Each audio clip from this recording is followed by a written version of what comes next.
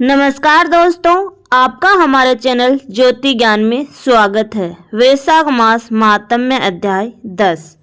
मैथिल बोले, हे ब्राह्मण, कामदेव की भार्या रति ने देवताओं को कहा हुआ जो अशून्य शयन नाम का व्रत किया, उस व्रत का विधान कहिए। इसमें कौन सा दान किया जाता है, कैसी पूजा की जाती है और इसकी विधि क्या है और उसका फल क्या है। मुझे इसके सुनने की उत्कृष्ट इच्छा है। हे भूदेव, मुझे इसे कहिए। श्रुतदेव जी बोले, हे राजन, अशून्य शयन नाम के पाप को नाश करने वाले व्रत को जिसको विष्णु भगवान ने लक्ष्मी से कहा था, वह मैं कहता हूँ।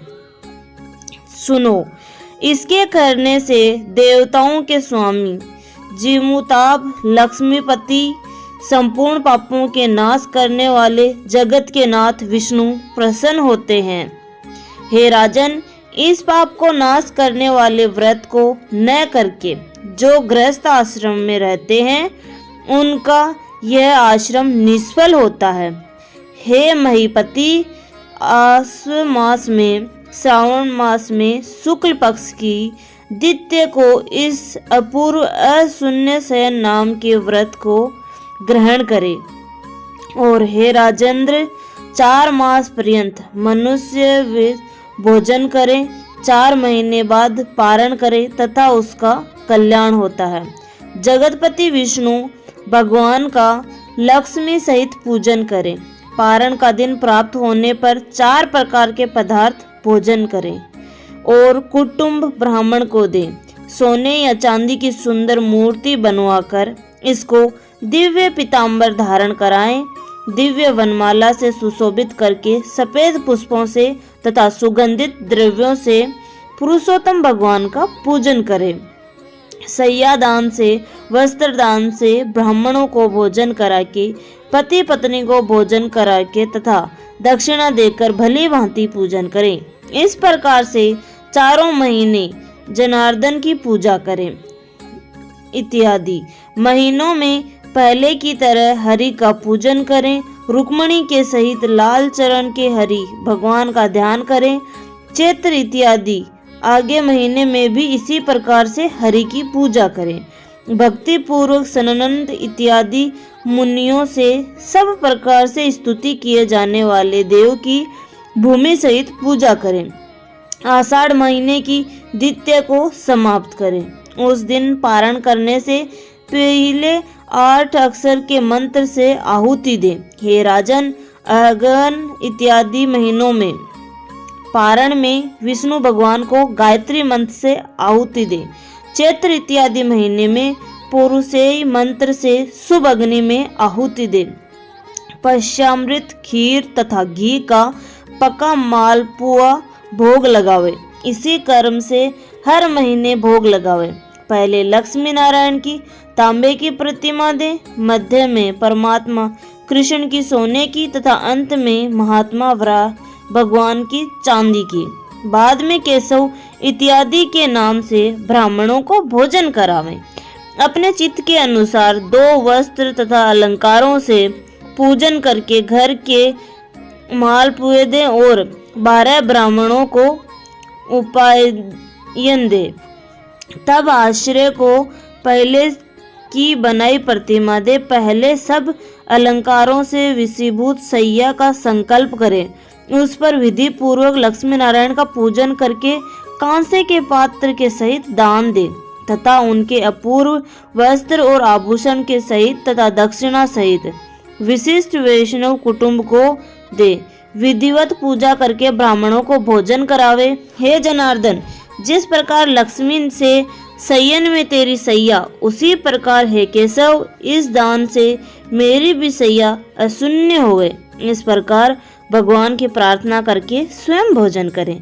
पुरुष सुवासिनी अथवा विधवा इसी प्रकार से अशून्य शयन नाम के व्रत को करें। हे राजेंद्र, इस प्रकार से मैंने तुमको विस्तार पूर्वक कहा है।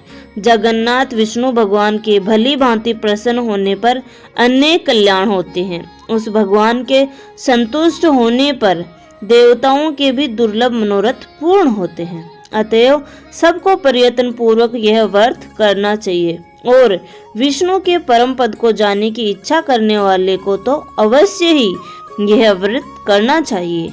मैंने सब कह दिया, अब तुम क्या अधिक सुनना चाहते हो? मैथिल बोले, वैशाख महीने के धर्म सुलभ हैं और पूरे समुदाय को देने वाले हैं, विष्णु भगवान को प्रसन्न करने वाले हैं और शीघ्र ही धर्म, अर्थ, काम और मोक्ष को देने के हेतु है। ऋषियों में कहे हुए ऐसे स्थायी धर्मों की प्रसिद्धि संसार में क्यों नहीं है? राजस और तापस धर्म को अनेक प्रसिद्धि है जो दुखदाय है, बड़े यत्न से किए जाते हैं और जिनके करने में बहुत धन का व्यय होता है। कुछ लोग माघ मास की प्रशंसा करते हैं, कुछ चतुर्मास की, कोई व्यतीत इत्यादि धर्मों का वर्णन करते हैं। हे राजन, इन अंतर को विस्तार पूर्वक कहिए, मुझे सुनने की बड़ी अभिलाषा है। श्रुतदेव जी बोले, हे भूप, सुनो, मैं कहता हूँ कि ये क्यों प्रसिद्धि नहीं हुए और दूसरे धर्मों की प्रसिद्धि क्यों संसार में हुई। संसार में राजस और तामस प्रकृति वाले बहुत से ऐसे कामी जन हैं जो संपत्ति तथा पुत्र पौत्र इत्यादि सांसारिक भोगों की इच्छा करते हैं। संसार में कोई कभी भी बड़े परिश्रम से स्वर्ग को प्राप्त करने का प्रयत्न करता है, इसीलिए यज्ञ इत्यादि अच्छी क्रियाओं को करता है, परंतु मनुष्य प्रयत्न करके मोक्ष की उपासना नहीं करता। नीच आशा वाले मनुष्य बड़े बड़े कर्मों से काम की चाहत करते हैं। इसी से राजस धर्म, तापस धर्म निश्चय करके प्रसिद्ध है और ये हरि भगवान को प्रति करने वाले सात्विक धर्म प्रसिद्ध नहीं है। ये धर्म निष्काम है और संसार तथा प्रलोक के सुख को देने वाले हैं। इसको देवमाया से मोहित हुए मूर्ख लोग नहीं जानते। जिस प्रकार से अधिक प्राप्त होने पर सब मनोरथ सिद्ध हो जाते हैं और मोहन के लिए स्थान प्राप्त करने में अधिकार नाश नहीं होता है, इसका कारण कहता हूँ। यह दृढ़ता से भूतल में गुप्त है, वैशाख महीने के कहे हुए धर्मों में संचित है। मनुष्य का धर्म है। प्राचीन समय में इक्ष्वाकुल का भूषण नृग का पुत्र बड़ा यशस्वी कीर्तिमान नाम का सार्वभौम राजा था। वह राजाओं में श्रेष्ठ, ब्राह्मणों में श्रद्धा रखने वाला, क्रोध को जीतने वाला और जितेंद्रिय था। एक बार आखेट करता हुआ वह वशिष्ठ ऋषि के आश्रम में गया। मार्ग में जाते हुए उसने उस महात्मा के शिष्यों को वैशाख महीने के धर्मों को बार बार करते हुए देखा। कोई तो पोसरा चला रहे थे तथा छाया मंडप बना रहे थे, कोई किनारे की भूमि हटा रहा था, सच बावली बना रहा था, कहीं पर वृक्ष के नीचे अच्छी तरह बैठे हुए थे, कहीं पंखे से हवा कर रहे थे, कहीं पर धूपदान से रहे थे, कहीं पर गंध और इत्र छिड़क रहे थे, मध्याह्न में छाते देते हुए संध्या को शरबत पिलाते थे, कहीं पर तांबुल देते थे और कहीं नेत्रों में कपूर लगा रहे थे। कोई घन जंगल में घनी छाया में सुंदर आंगन को साफ कर रहे थे, कोई लोगों के हित के लिए बालू बिछा रहे थे। हे राजन, कोई वृक्ष की शाखा से झूला डाल रहे थे। तुम लोग कौन हो? यह पूछने पर उन्होंने कहा कि हम वशिष्ठ ऋषि के शिष्य हैं। क्या करते हो? यह पूछने पर उन्होंने कहा, ये वैशाख महीने के धर्म है, हम लोग संदर्भ के लिए जल्दी से इसको कर रहे हैं। हे राजेंद्र, हम लोग यह वशिष्ठ जी की आज्ञा से करते हैं। इनके करने से पुरुषों को क्या फल होता है और इससे कौन संतुष्ट होता है? जैसा तुमने सुना हो वैसा विस्तार पूर्वक मुझे कहो। राजा के ऐसा पूछने पर उन्होंने राजा से कहा, हम लोग गुरुजी की आज्ञा से मार्ग में इन सत्कर्मों को करते हैं। यहाँ हम लोगों को अवकाश नहीं है। गुरुजी से अपना मनोरथ पूछो, वह बड़े यशस्वी अवश्य हैं, इन धर्मों के तत्व को जानते हैं। इस प्रकार से वशिष्ठ ऋषि के शिष्यों के उत्तर देने पर वह जल्दी से उनके वेद ध्वनि से आगृत पुराशील आश्रम में गया। राजा को आते देखकर वशिष्ठ ऋषि ने प्रीति युक्त होकर भली भांति उसका आतिथ्य सत्कार किया। आतिथ्य सत्कार हो जाने पर वह महात्मा के पास सुख से बैठ गया और गुरुजी से पूछा। राजा ने कहा, मार्ग आतिथ्य सत्कार हो जाने पर मैंने आपके शिष्यों द्वारा किए जाते हुए बड़े बड़े आश्चर्य के शुभ कार्य देखे। इन शुभ कार्यों को करने वाले उन्होंने मेरे पूछने पर कहा कि हम लोगों को इस धर्म की प्रशंसा करने का अभी अवकाश नहीं है। ये कर्तव्य गुरुजी से आज्ञा पाकर हम लोग कर रहे हैं। उन्होंने कहा, गुरुजी के पास जाइए, इसीलिए मैं आखेट करने से थककर आतिथ्य सत्कार चाहता हुआ आपके पास आया हूँ। मार्ग में आपके शिष्यों से किए जाते ये कार्य देख मैं मुंशीवर इन धर्मों के विषय में सुनने की मेरी बड़ी लालसा थी। आप सब पदार्थों की उत्पत्ति जानते हो, आदरणीय हो और सब धर्मों को करते हो, इसीलिए इन धर्मों को सुनने की लालसा वाले विनीत शिष्य को हे मुनिवर मुझे श्रद्धा से कहिए। बड़े यशस्वी ऋषि ने इच्छा कुवंश के राजा से ऐसा पूछने पर मन में अति प्रसन्न हुए। मुनि ने कहा, आपने यह बहुत अच्छा पूछा। हे राजन, तेरी बुद्धि स्थिर और सुशिक्षित है, इसी से विष्णु भगवान की कथा में तथा धर्मों के करने में निमग्न हुई है। तेरे पुराय सफल होंगे। उस शिष्य से ऐसा कह पर प्रसन्न होकर बोले, हे राजा, जो तूने अभी पूछा उसको मैं कहता हूँ, सुनो। इसके सुनने से ही मनुष्य सब पापों से मुक्त हो जाता है। सब धर्मों को छोड़कर उसकी आत्मा सब विषयों से हट जाती है। जो वैशाख स्नान में निरंतर रहता है वह मधुसूदन भगवान का प्रिय हो जाता है। सब धर्मों का अनुष्ठान करके भी जो वैशाख महीने के धर्म को नहीं करता तथा स्नान दान पूजन और इस महीने के पुराय को नहीं करता, उससे हरि भगवान दूर हट जाते हैं।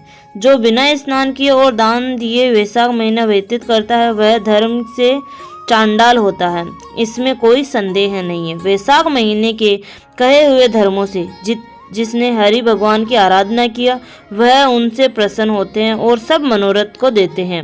जगन्नाथ लक्ष्मी के पति सब पापों का नाश करने वाले हैं। वह सूक्ष्म धर्मों से प्रसन्न होते हैं और धन कष्टों से नहीं। भक्ति पूर्वक पूजा करने से विष्णु भगवान सब कल्याण देते हैं। इस कारण से हे राजन, सदा मधुसूदन भगवान की भक्ति करना चाहिए। जल से ही जगन्नाथ विष्णु की पूजा करने पर कलेश नाश करने वाले हरि भगवान शीघ्र ही संतुष्ट हो जाते हैं। जैसे प्यासे को पानी बड़ा धर्म कर्म की छोटा फल देता है तथा छोटा भी बड़ा फूल देता है। बड़ा कर्म हो न तो हेतु है और न छोटा, किंतु कर्म के स्वरूप ही विशिष्ट है। कर्म की गति बड़ी गंभीर है। वैसा के कहे हुए ये धर्म छोटे हैं और थोड़े परिश्रम से होते हैं और इनके करने से बहुत धन का व्यय नहीं होता है, परंतु यह शुभ कार्य विष्णु भगवान को प्रियकर है। इसीलिए हे भूपाल, तुम भी वैसा के कहे हुए धर्मों को करो। तुम्हारे राज्य के सब मनुष्यों को यह शुभ करने वाले कर्म करना चाहिए। जो अधम्य मनुष्य वैशाख में कहे हुए धर्मों को बहुत शिक्षा देने पर भी नहीं करता, हे भूपति, उसको तुम दंड दो। इस प्रकार से भली भांति शाखाओं में कही हुई आवश्यक बातों को कहकर तब वैशाख मास के सब धर्मों को कहा। उन सब धर्मों को सुनकर भक्ति पूर्वक गुरुजी की पूजा करके वह राजा घर आकर सब धर्मों को करने लगा। हे राजन, वह भक्तिमान राजा देवों के देव निरंजन पद्मनाम केशव भगवान के अतिरिक्त और किसी को नहीं देखता था। हाथी पर नगाड़ा रखवा कर उसने बंदियों से यह घोषणा करवाई कि 8 वर्ष से अधिक 80 वर्ष तक का जो पुरुष सूर्य के मेष राशि में रहने पर प्रातःकाल स्नान न करेगा वह दंड पावेगा, मारा जाएगा और अवश्य देश से निकाला दिया जाएगा।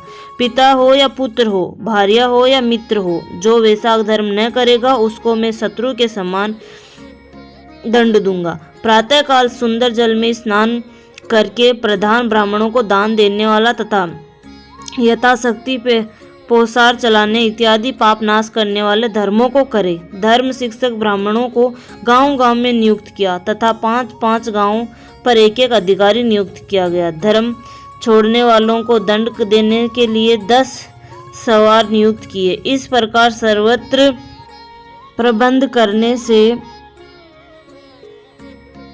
उस सार्वभौम राजा के शासन से यह धर्म रूपी वृक्ष सब देशों में विस्तार पूर्वक बढ़ गया। जो मनुष्य राजा के देश में आते हैं, प्रवासाद से भी होते हैं, तो राजेंद्र वे स्वर्ग में जाते हैं। वे मनुष्य अवश्य विष्णु लोक को प्राप्त करते हैं। सूर्य के मेष राशि में जाने पर जो लोग प्रातःकाल एक बार किसी बहाने से स्नान करते हैं, वे सब पापों से मुक्त होकर विष्णु के परम पद को प्राप्त हो जाते हैं। एक बार भी वैशाख महीने में स्नान करने से मनुष्य यम लोक को प्राप्त नहीं करता है। राजन, सूर्यवंशी उस राजा के हरण के कारण लेख को मिटा देता है। तब चित्रगुप्त को लिखने का काम न रह गया। पहले के पाप संबंधी लेख मिटा दिए गए। अपने किए हुए कर्मों से मनुष्य के शीघ्र ही विष्णु लोक में जाने से नरक सूना हो गया। सब प्राणों पाप से नियुक्त हो गया। वैशाख धर्म के प्रभाव से नरक जाने का मार्ग रुक गया। सब मनुष्य स्वच्छ होकर विष्णु लोक जाने लगे। देवताओं के सब लोक भी उसी प्रकार शून्य हो गए। स्वर्ग शून्य हो गया, नरक भी शून्य हो गया। नारद जी ने धर्मराज के पास जाकर कहा, हे राजन, नरक में अब चिल्लाहट शब्द नहीं हुए सुन पड़ते, जैसा पहले सुन पड़ते थे। किसी पाप कर्मों की लिखावट भी नहीं होती। चित्रगुप्त मुनि के सामने चुपचाप मौन बैठे रहते हैं। हे राजेंद्र, पाप कर्म करने वाला माया और गर्व से मरे मनुष्य आपके लोक में नहीं जाते, इसका कारण बतलाइए। महात्मा नारद के ऐसे वचन कहने पर कुछ दीनता प्राप्त करके व्यवस्था राजा बोले, हे नारद, इस समय पृथ्वी पर जो राजा है वह पुराना पुरुषोत्तम ऋषिकेश भगवान का बड़ा भक्त है।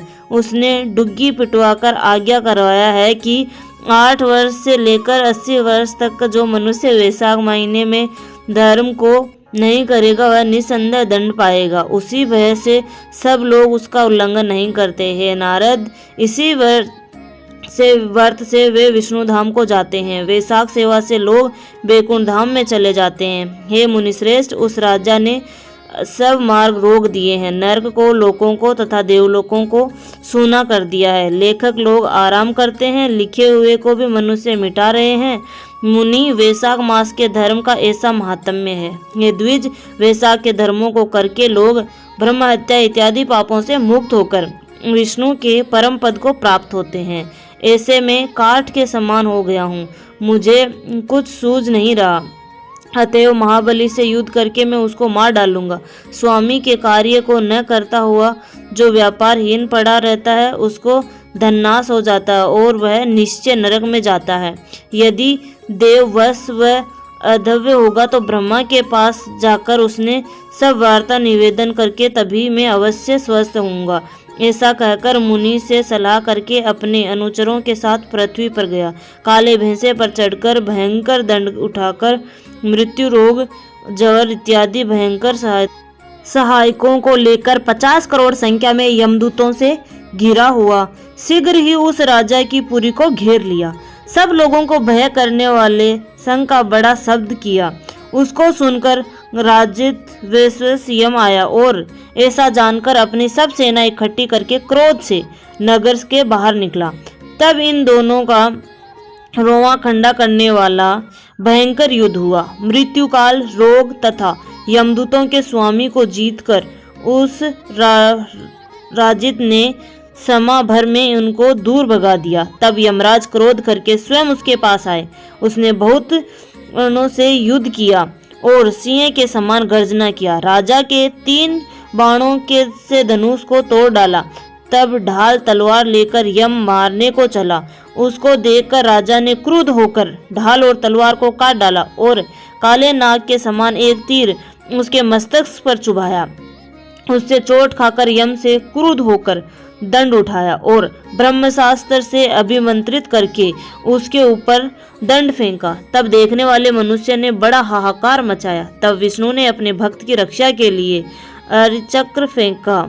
विष्णु भगवान ने फेंका हुआ चक्र तब जल्दी से रण में आया। यमदन से युद्ध करके तथा ब्रह्मास्त्र को हटाकर वह ऋषि तथा यम को मारने में अधत हुआ। तब वह देवभक्त डरकर जल्दी से चक्र की स्तुति करने लगा। हे सहस्त्र, हे विष्णु के हाथ के आभूषण, तुमको नमस्कार। तुमको भगवान हरि ने सर्वलोक की रक्षा के लिए पहले धारण किया था। हे महाबल, हे विष्णु भक्त, तुमको मैं यम की रक्षा करने के लिए मांगता हूँ। देवताओं से द्रोह करने वाले मनुष्य का काल तुम ही हो, दूसरा कोई नहीं। इसीलिए जगतपति इस यम की रक्षा करो, कृपा करो।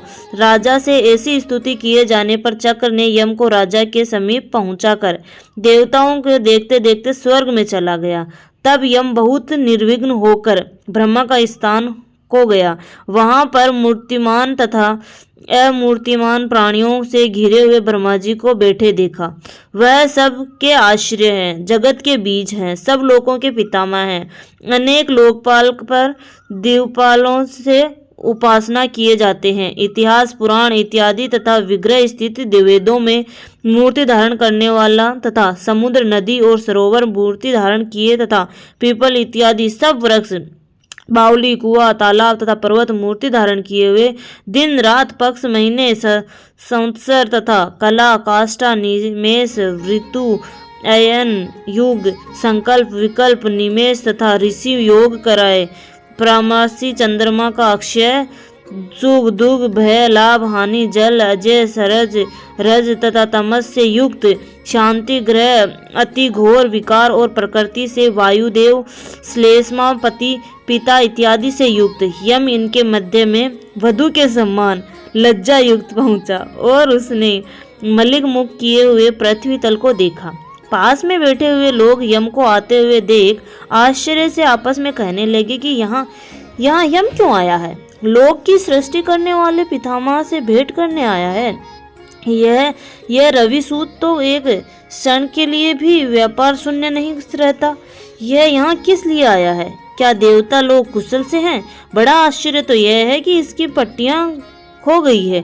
इसके पीछे पीछे इसका लेखक भी आया है, उसका मुख भी दीनता से दबा हुआ है। इस आश्चर्य में डालने वाले की भी कदाचित घटिया हो गई है। जो न देखा था और न सुना था वह अब हो गया है। उनके ऐसा कहने पर प्राणियों के प्रेत पर शासन करने वाला सूर्य का पुत्र यम ब्रह्मा जी के आगे भूमि पर ऐसा गिरा जैसे जड़ कटा हुआ वृक्ष और बचाओ बचाओ कहकर रोया। वह कहने लगा, हे देवेश, मैं हारा हूँ, मेरी घटिया धुल गई है। हे कमलासन, आपके हाथ रहने पर भी मैं नाश देखता हूँ। हे राजेंद्र, ऐसा कहकर वह चेतना शून्य हो गया।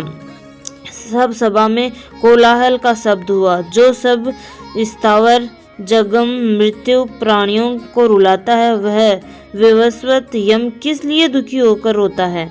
जो मनुष्य को कष्ट देने वाला है, वह इतनी जल्दी दुखी क्यों हुआ?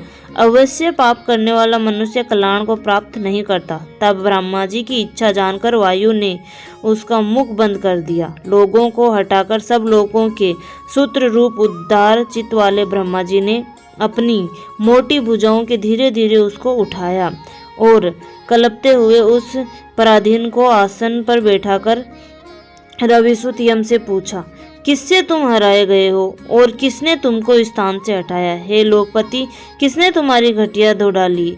सब बात पूर्ण रूप से कुशकेतु के पुत्र के आगे कहो। हे तात, वह सबका प्रभु है, तेरा है, मेरा है। हे मार्तंडे, तुम्हारे हृदय के दुख को यह कहेगा।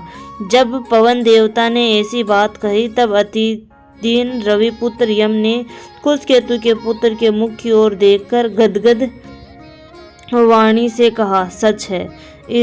स्कंद पुराण के वैशाख महात्म्य के नारद और अम्बरीश के संवाद में कीर्ति द्विज नाम का 10वां अध्याय समाप्त हुआ। धन्यवाद दोस्तों, यहाँ तक बने रहने के लिए। आशा करती हूँ आपको ये जानकारी पसंद आती होगी।